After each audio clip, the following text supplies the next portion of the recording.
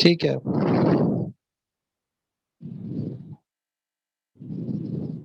چلیں الحمدللہ. تو حضرت بلال رضی اللہ عنہ کی جو سٹوری ہے یہ اصل میں سٹارٹ ہوتی ہے جب جو عام الفیل تھا. عام الفیل اصل میں یہ وہ سال تھا جب یمن سے ایک بادشاہ تھا جس کا نام تھا ابرہہ. وہ ہاتھیوں کا لشکر لے کر آیا تھا اور اس انٹینشن کے ساتھ آیا تھا کہ وہ خانہ کعبہ کو ڈھا دے گا. تو اس موقع پہ آپ جانتے ہیں کہ اللہ سبحانہ و تعالیٰ نے ابابیل بھیجی اور وہ جو ابابیل تھیں انہوں نے کنکریاں ماری یہاں تک کہ ابرہہ کا جو پورا لشکر تھا وہ تہس نہس ہو گیا. اب ابرہہ کے لشکر میں کچھ ایسے حبشی تھے جو بچ گئے اور جو کہ قیدی بن گئے تھے. تو ان میں ایک قیدی تھی جن کا نام تھا حمامہ. یہ اصل میں حبشہ کی شہزادی تھی لیکن یہ بھی قید ہو گئی تھی تو اس لیے یہ غلام بنا لی گئی تھی. اور اسی طرح سے ایک عرب میں ایک غلام تھے یہ بھی حبشی غلام تھے اور ان کا نام تھا رباح. یہ جو حمامہ تھی یہ بھی چونکہ غلام تھی اور یہ رباح بھی غلام تھے تو ان کی آپس میں شادی ہو گئی تھی.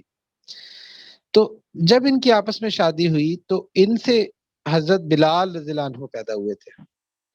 تو حضرت بلال رضی اللہ عنہ جو تھے انہوں نے غلامی کے دور میں یہ آنکھ کھولی تھی. اچھا یہ جو غلامی اور جو سلیوری ہے نا اس کا تو کانسیپٹ آج کے دور میں تو ہم شاید تصور ہی نہیں کر سکتے. یہ بہت ایک میزریبل لائف ہوتی تھی. غلام کی اپنی کوئی مرضی نہیں ہوتی تھی کچھ نہیں ہوتا تھا اور ان پر ظلم ہوتا تھا ظلم و ستم کیے جاتے تھے. تو آپ امیجن کریں کہ حضرت بلال رضی اللہ عنہ نے جب اپنی آنکھ کھولی ہے تو اس غلامی کے انوائرمنٹ میں کھولی کہ جہاں پہ یہ دیکھتے تھے کہ ان کی والدہ بھی غلام ہے ان کے والد بھی غلام ہیں اور ان کو کتنی بری طرح جو ہے نا وہ ٹریٹ کیا جاتا ہے. لیکن یہ امیجن کہ ایک چھوٹا بچہ دیکھتا ہو کہ اس کی والدہ کو مارا پیٹا جاتا ہو اسے غلامی کروائی جاتی ہو اور پھر اسی طرح سے جو ہے وہ والد صاحب وہ بھی غلام ہوں اور اسی سلیوری میں جو ہے ان کو مارا پیٹا جاتا ہو اور اس طرح سے کام کروائے جاتے ہوں اپنا کچھ بھی نہ ہو تو کس مینٹل سٹیٹس میں انہوں نے آنکھ کھولی ہوگی. تو حضرت بلال رضی اللہ عنہ جو تھے انہوں نے اس ٹائم پہ اور اس انوائرمنٹ میں آنکھ کھولی تھی. تو حضرت بلال رضی اللہ عنہ جب آہستہ آہستہ بڑے ہوتے گئے تو انہوں نے یہ دیکھا کہ غلام کی تو اپنی کوئی مرضی نہیں ہے اور غلام جو ہے نا وہ تو بالکل ہی اس کو کہتے ہیں نا کہ لویسٹ طبقہ جو ہے معاشرے کا وہ ہوتا ہے. تو انہوں نے یہ ڈیسائیڈ کیا کہ میں اپنے آپ کو کچھ بہتر کروں. تو یہ اسکل وائز اور ذہنی طور پہ سمجھداری میں ہر چیز میں یہ باقی غلاموں سے کچھ بہتر تھے. تو جس کی وجہ سے ان کا جو آقا تھا وہ تھا امیہ بن خلف. امیہ بن خلف کا امیہ بن خلف کے جو باقی غلام تھے ان میں ان کا جو فیورٹ غلام تھا وہ حضرت بلال رضی اللہ عنہ تھے. تو چونکہ یہ سمجھداری میں باقی غلاموں سے بہتر تھے کام میں اور اسکل میں اس لیے he was the favourite one. تو امیہ بن خلف جو تھا یہ اللہ کے نبی صلی اللہ علیہ وآلہ وسلم کے بڑے دشمنوں میں سے تھا.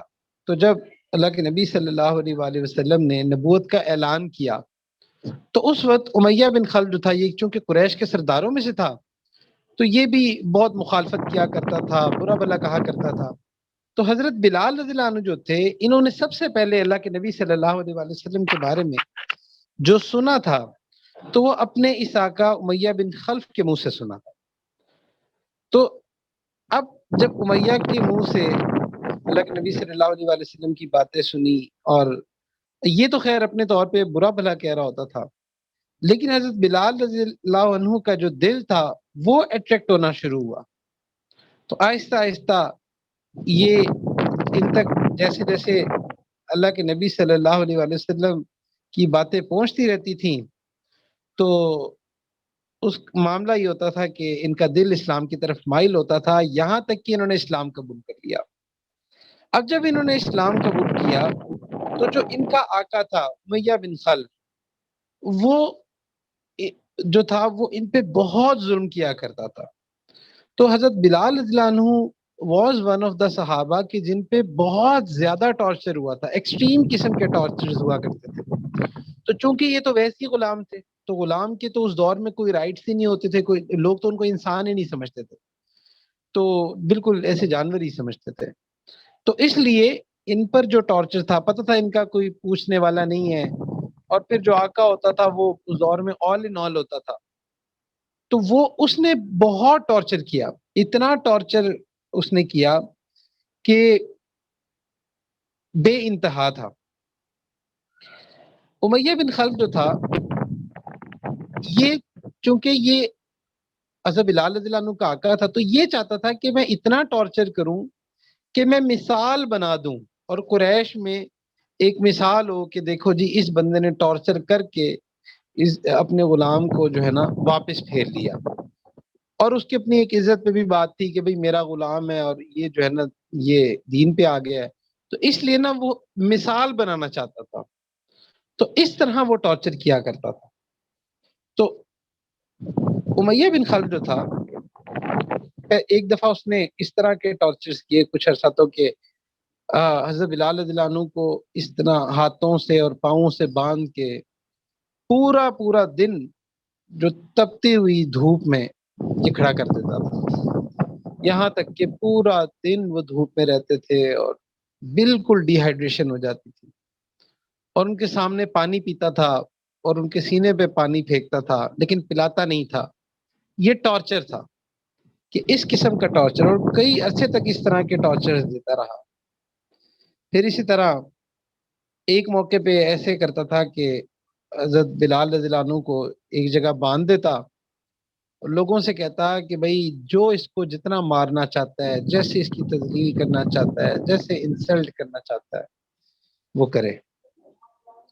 اللہ اکبر. سوچنے سے حیرانگی ہوتی ہے کہ ایسا ٹارچر آج ہمیں دو لوگوں کے سامنے کوئی بات کہہ دے نا، کوئی تھوڑا سا ذلیل کر دے، تو ہمیں وہ بات ہمارے ذہن سے نہیں جاتی. تو آپ سوچیں کہ کیسا ٹارچر اور کیسی ہیوملیشن لوگ کرتے ہوں گے. اس طرح کا بھی ٹارچر تھا. ایک فزیکل ٹارچر بھی تھا، مینٹل ٹارچر تھا، سائیکولوجیکل ٹارچر تھا، ایموشنل ٹارچر تھا. تو یہ سارے ٹارچر جو تھے یہ حضرت بلال رضی اللہ عنہ کو سہنے پڑتے تھے.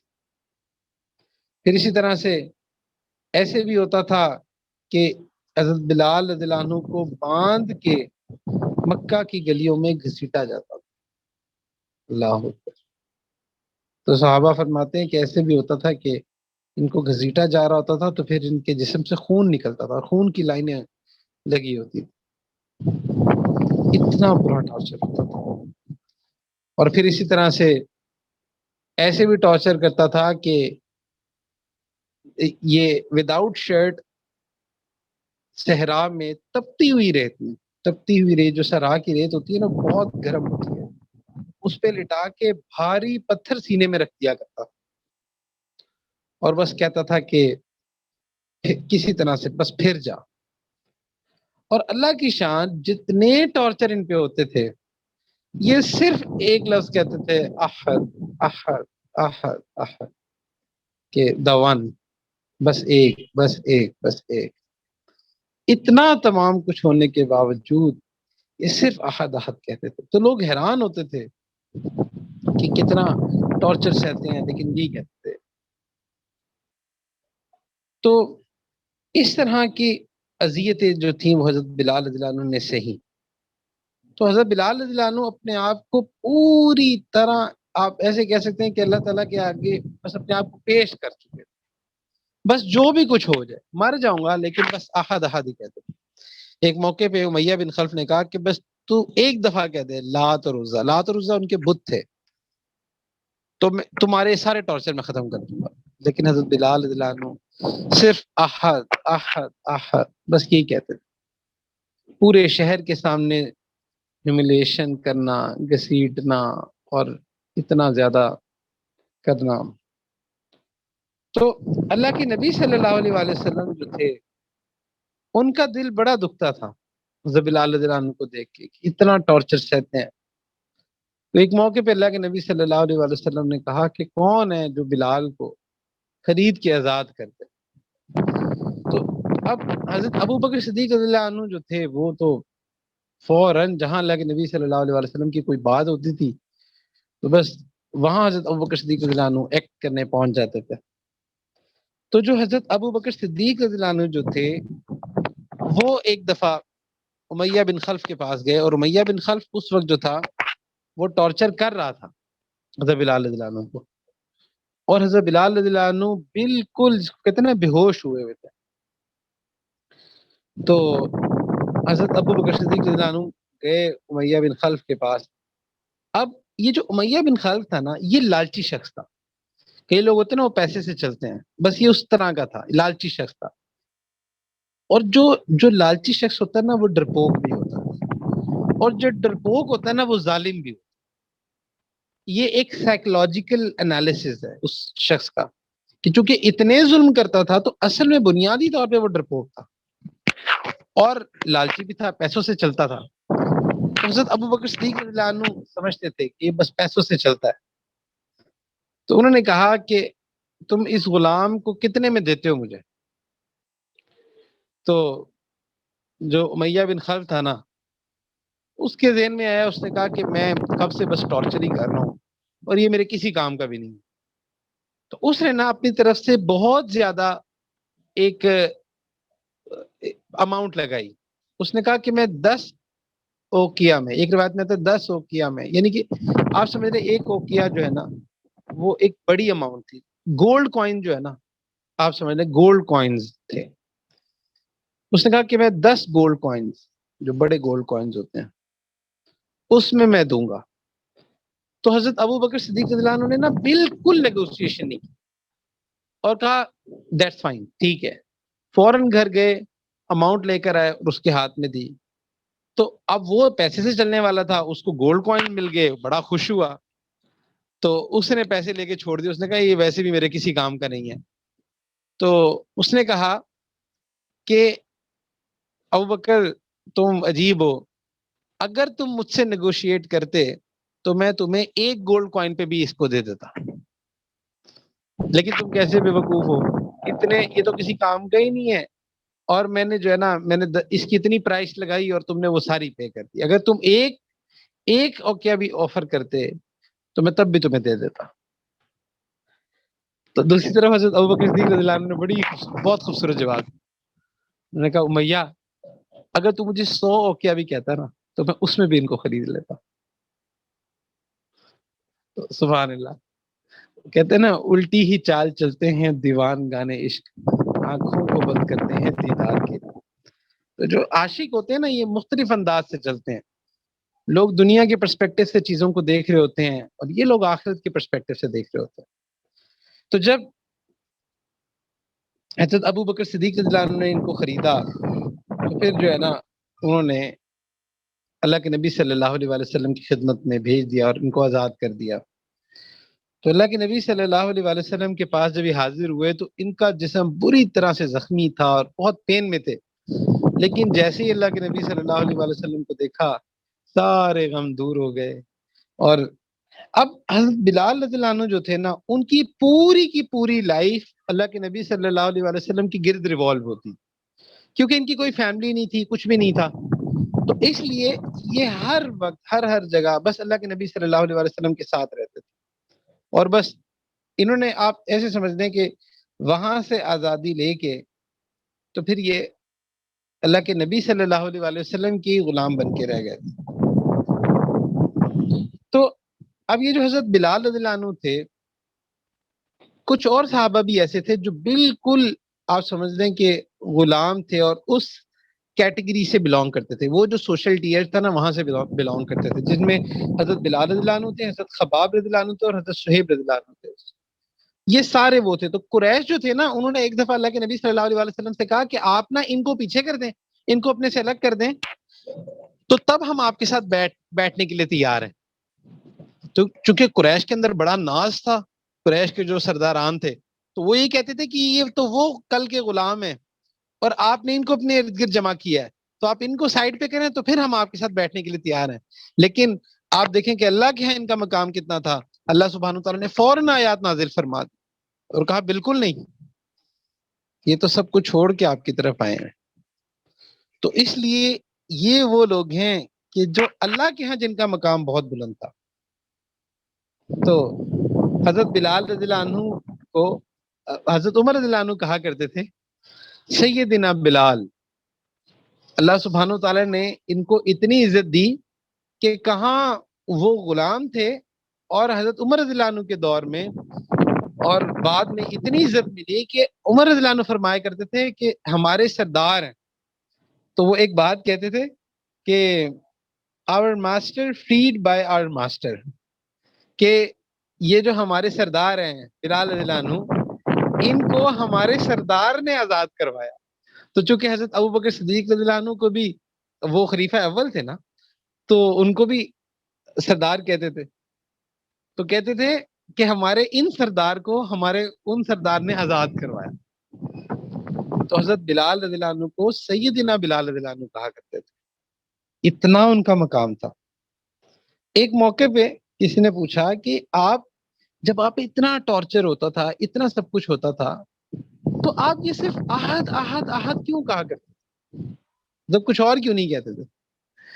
تو حضرت بلال رضی اللہ عنہ نے بڑا خوبصورت جواب دیا، فرمایا کہ مجھے اس کے علاوہ پتہ ہی کچھ نہیں تھا، اس کے علاوہ کچھ پتا ہوتا تو میں وہ بھی کہہ دیتا، بس مجھے یہ پتا تھا کہ ایک اللہ ہے، ایک رب ہے۔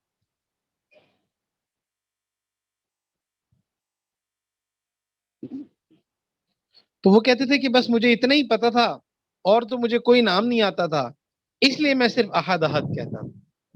سبحان اللہ۔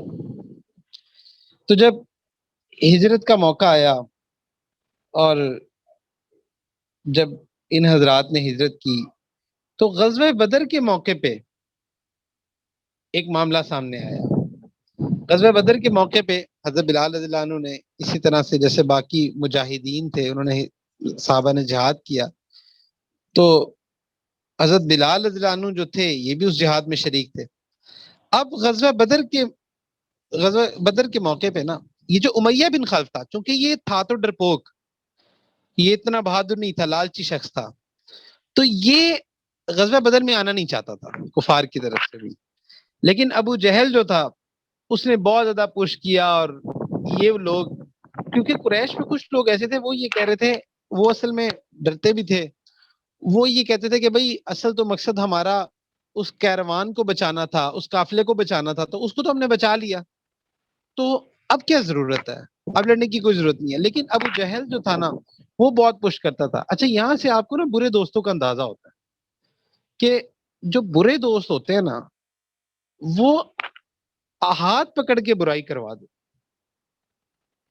تو آپ کی کمیونٹی جو ہوتی ہے نا وہ بہت کچھ ڈیسائیڈ کرے۔ اب یہ لوگ جس میں یہ امیہ بن خلف بھی تھا شامل نہیں ہونا چاہتا تھا، لیکن چونکہ خود بھی برا تھا اور پھر ساتھ اس کے جو دوست اور باقی سرداران تھے وہ بھی ایسے ہی تھے، تو وہ پش کر کے ان کو لے آئے تھے، ان کو آر دلاتے تھے کہ تم کیسے ہو، تم ڈرپوک ہو، اور ایسے ویسے۔ تو اس طرح کر کے تو اللہ کے نبی صلی اللہ علیہ وسلم نے جب اس کو دیکھا تو پہچان گئے تھے کہ یہ لڑنا نہیں چاہتا، یہ آنا نہیں چاہتا تھا، یہ پش کر کے لایا گیا، کیونکہ اصل میں لالچی تھا، ڈرپوک تھا۔ تو غزوہ بدر کے بعد نا یہ ان میں سے تھا جو کہ قیدی ہو گئے تھے، تو حضرت عبد الرحمن بن عوف رضی اللہ عنہ جو تھے، چونکہ وہ بھی تاجر تھے، تو امیہ بن خلف جو تھا یہ بھی تاجر تھا، تو ان کے نا آپس میں تعلقات تھے۔ تعلقات سے مراد یہ کہ ڈیلنگز ہوتی تھی، جان پہچان تھی، تو ان کا آپس میں ایک کانٹریکٹ ہوا تھا۔ وہ کانٹریکٹ یہ تھا کہ عبد الرحمن بن عوف رضی اللہ عنہ کی جو زمین اور جو باقی جو فیملی ہے، امیہ بن خلف جو ہے وہ مکہ مکرمہ میں وہ ان کی حفاظت کرے گا، جبکہ مدینہ میں جو امیہ بن خلف کے ایسٹس تھے، زمین تھی، اس کی حفاظت عبد الرحمن بن عوف رضی اللہ عنہ کریں گے۔ تو اس طرح ان کے آپس میں کانٹریکٹ ہوا تھا، اور یہ کانٹریکٹ بھی بڑا عجیب تھا، کیونکہ عبد الرحمن بن عوف رضی اللہ عنہ کا جو پرانا نام تھا وہ عبد عمر تھا، یہ ان کا زمانہ جاہلیت میں یہ نام تھا، تو بعد میں اللہ کے نبی صلی اللہ علیہ وسلم نے ان کا نام عبد الرحمن رکھ دیا تھا۔ تو الرحمن کو تو یہ مانتے نہیں تھے، اب امیہ بن خلف تو نہیں مانتا تھا، تو ان کے کانٹریکٹ میں جو نام تھا وہ عبد الہ کے نام سے رکھا تھا. تو خیر اس طرح ان کا آپس میں کانٹریکٹ تھا. تو اس نے عبد الرحمن بن عوف رضی اللہ عنہ سے کہا کہ آپ مجھے اپنی پناہ میں لے لیں، اس کے بدلے میں آپ کو اتنی زمین اور اتنا کچھ جو ہے نا وہ میں آپ دوں گا. تو حضرت عبد الرحمن بن عوف رضی اللہ عنہ نے اس کو اپنی پناہ میں لے لیا تھا، اور اس وقت قیدیوں کے بارے میں کوئی واضح احکامات نہیں آئے تھے. اس موقع پہ حضرت بلال رضی اللہ عنہ کی نظر اس پہ پڑ گئی. اب آپ سوچیں وہ کیا ایک مینٹل ٹراما تھا جس سے حضرت بلال رضی اللہ عنہ گزرے تھے. جیسے ہی اس کو دیکھا تو فوراً اتنے غصے میں آئے کہ انہوں نے کہا کہ یا اگر یہ زندہ رہے گا تو میں زندہ نہیں ہوں. کیونکہ ان کو سارے ٹارچرز جو تھے، جو کچھ ان پہ ہوا تھا، جو اس نے ظلم و ستم کیے تھے، سارا ان کو یاد آ گیا. انسان کبھی کسی ٹراما سے گزرا ہوتا ہے اور کبھی آپ کے بڑے بیڈ ایکسپیرینسز ہوئے ہوتے ہیں کسی کے ساتھ، وہ شخص آپ کے سامنے آ جائے تو آپ کو پرانا سارا وہ جو آپ کا ٹراما ہوتا ہے وہ ٹریگر ہو جاتا ہے. تو حضرت بلال رضی اللہ عنہ جو تھے، جب انہوں نے اس کو دیکھا تو بالکل آپے سے باہر ہو گئے اور مارنے کے لیے نا آگے بڑھے. تو حضرت عبد الرحمن بن عوف رضی اللہ عنہ فرماتے کہ میں ایسے کر کے نا شیلڈ کر رہا تھا کہ یہ مطلب امیہ کو مار نہ دے، کیونکہ امان میں لے لیا تھا اور ابھی قیدیوں کے بارے میں کوئی واضح احکامات بھی نہیں تھے. لیکن حضرت بلال رضی اللہ عنہ نا تلوار مارتے تھے، کبھی سائیڈ سے مارتے تھے، کبھی کسی طرح سے مارتے تھے. کچھ انصاری صحابہ تھے وہ بھی ساتھ ساتھ کرتے تھے. تو اسی چکر میں حضرت عبد الرحمن بن عوف رضی اللہ عنہ کا پاؤں بھی زخمی ہو گیا تھا.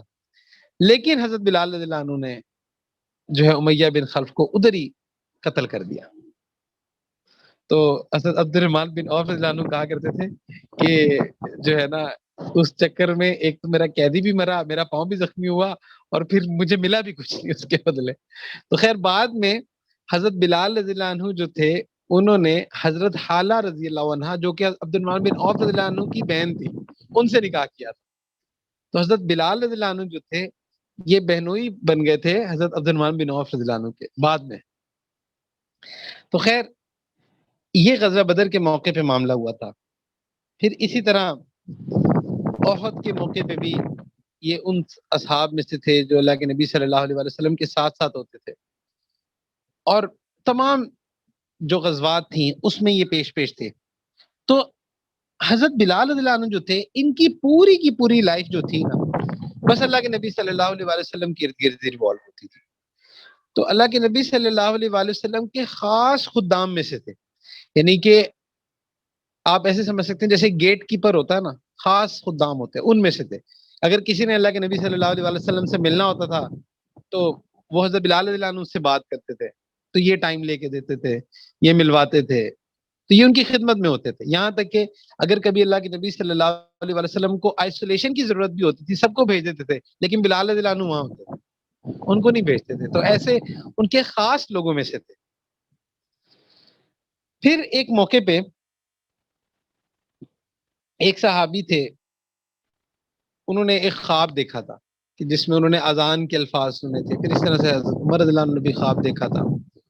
تو اس وقت مسلمان یہ سوچ ہی رہے تھے، اللہ کے نبی صلی اللہ علیہ وسلم یہ سوچ رہے تھے کہ کیا ایسی ایک ترکیب بنائی جائے جس سے مسلمانوں کو نماز کے لیے بلایا جائے. تو جب یہ دو خواب آئے اس طرح اور بھی کچھ صحابہ کی طرف سے، تو پھر اللہ کے نبی صلی اللہ علیہ وسلم نے اس کو سلیکٹ کیا، اس طریقے کو سلیکٹ کیا. تو اس وقت اللہ کے نبی صلی اللہ علیہ وسلم نے حضرت بلال رضی اللہ عنہ کو بلایا، کہا کہ بلال کو بلائیں. اور وہ جو صحابی تھے جنہوں نے خواب دیکھا تھا ان کو نہیں کہا کہ آپ اذان دیں، بلکہ کہا کہ یہ الفاظ بلال کو سکھائیں.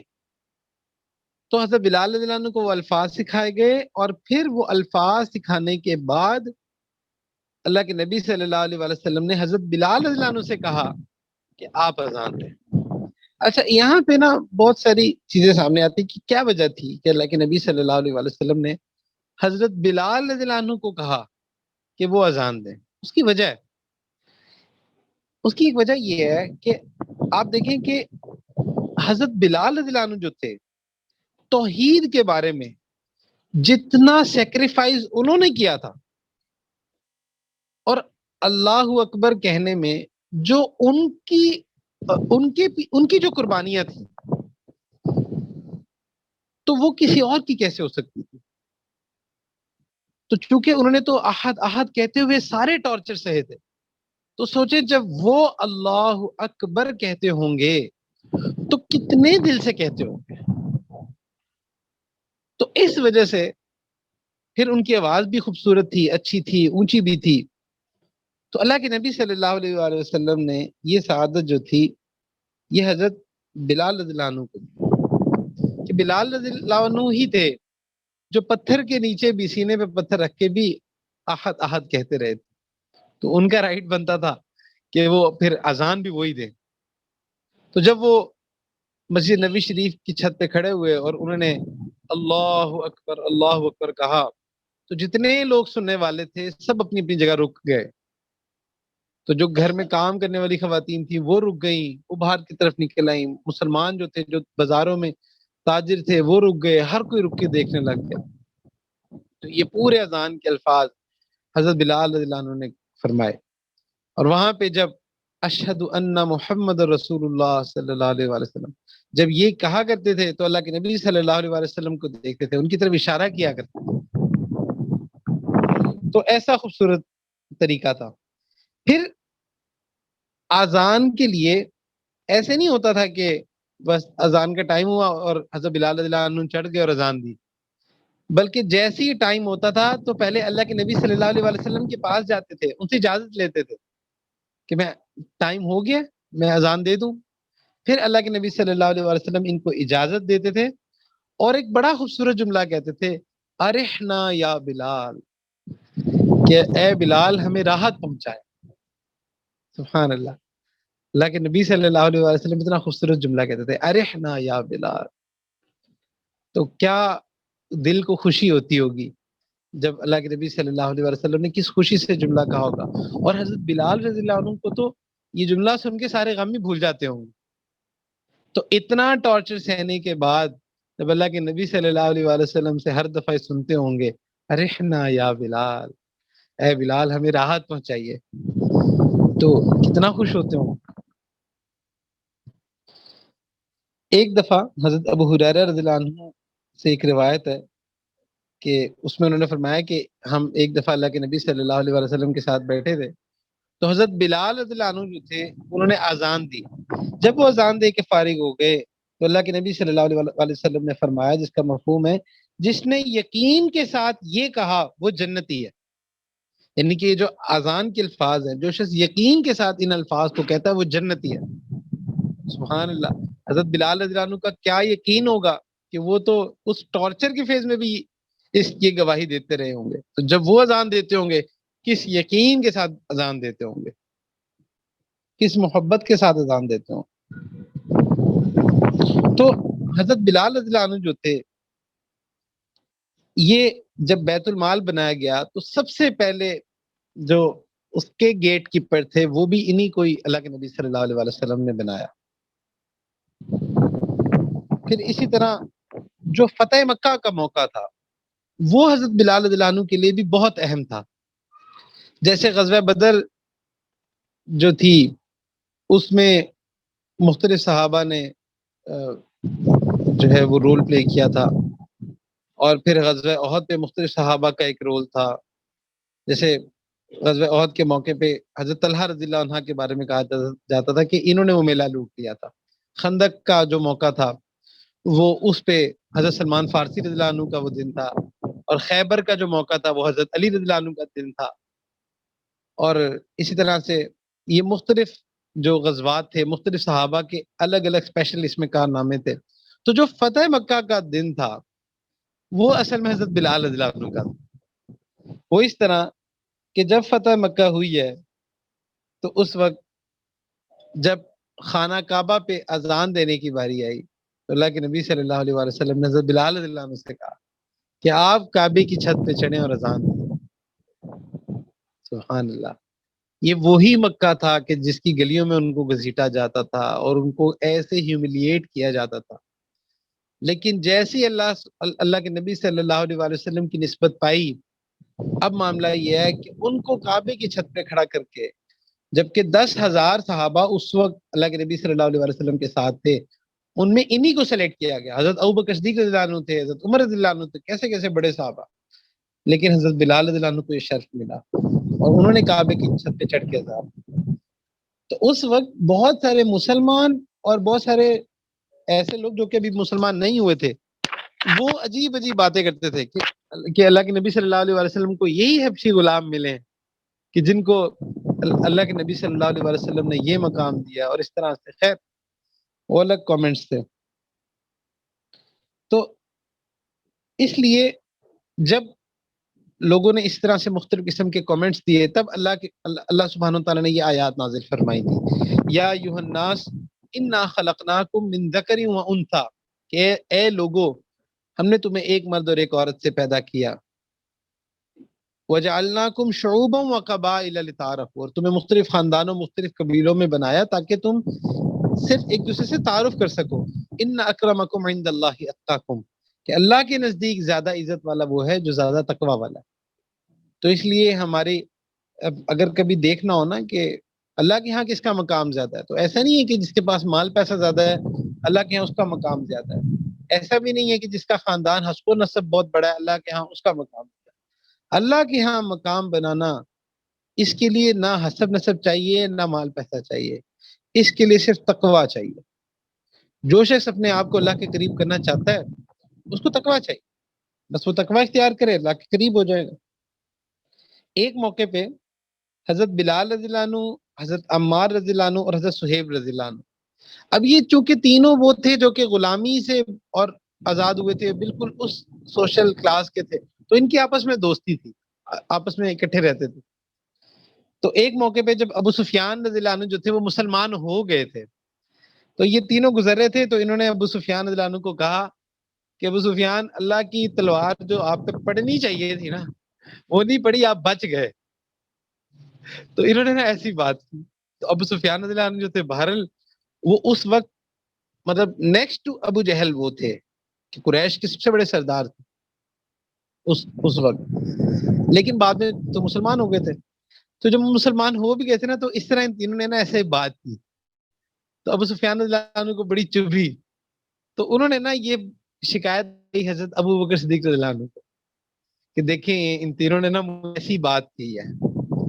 اب صحابہ کی لائف میں نا مزیدار چیز یہ ہے کہ ہم جتنی صحابہ کی سٹوریز پڑھ رہے ہیں پہلی تراویح سے لے کے ابھی تک تو ایک چیز نظر آتی ہے کہ بالکل ہماری طرح انسان تھے.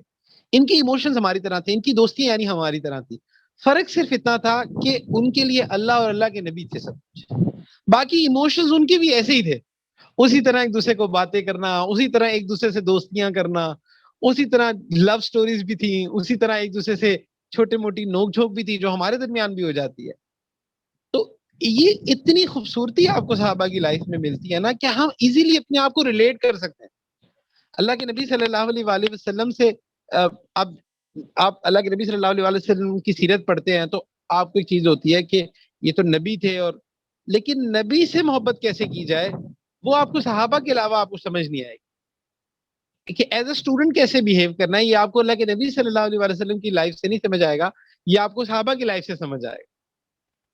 تو صحابہ کی جو کمیونٹی تھی نا وہ ہم بہت زیادہ اس سے ریلیٹ کر سکتے ہیں. تو خیر جب یہ بات انہوں نے حضرت ابو بکر صدیق رضی اللہ عنہ سے کہی تو اب حضرت ابو بکر صدیق رضی اللہ عنہ جو تھے وہ اللہ کے نبی صلی اللہ علیہ وآلہ وسلم کی صحبت یافتہ تھے.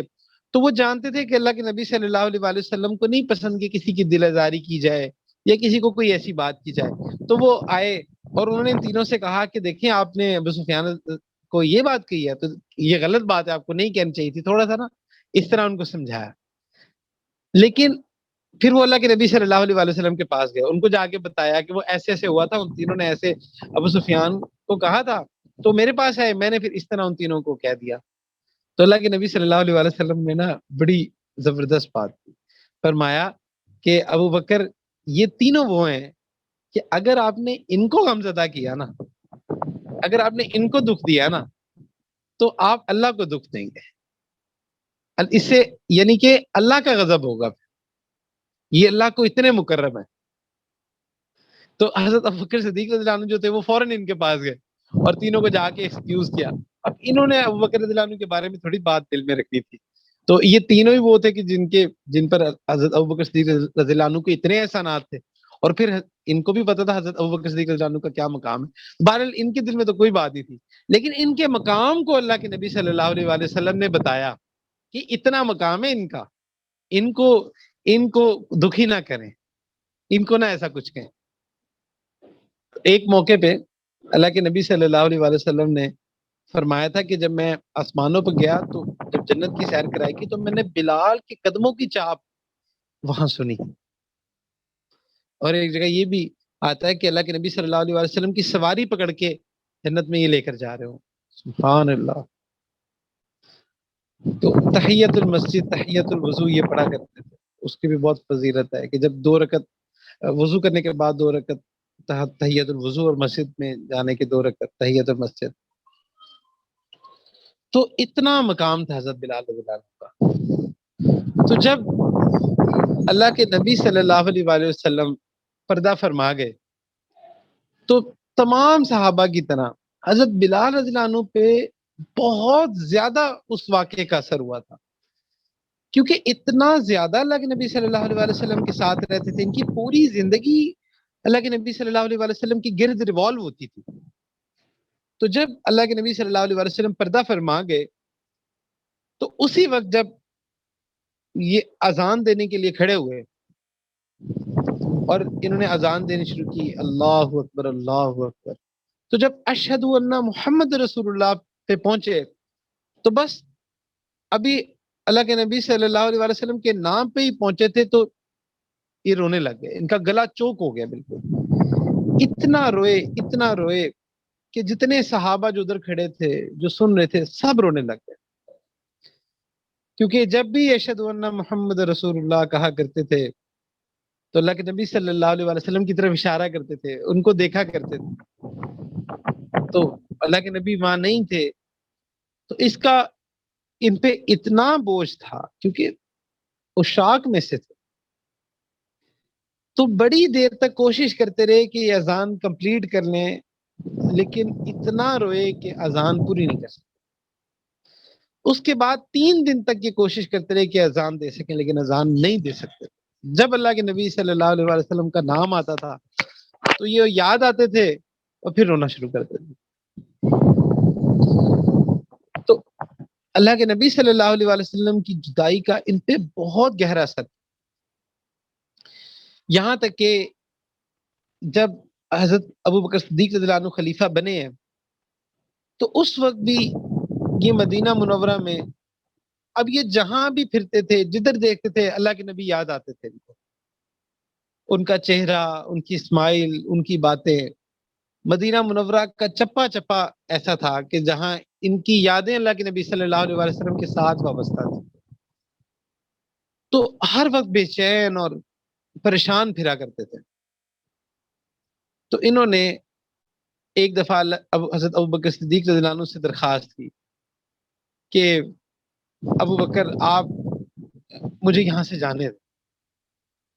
اور بڑی عجیب بات کی، کہا کہ امیر المؤمنین اگر آپ نے مجھے اللہ کے لیے آزاد کیا تھا تو پھر آپ مجھے جہاں میں جانا چاہتا ہوں واپس مجھے جانے، کیونکہ میں یہاں نہیں رہ سکتا.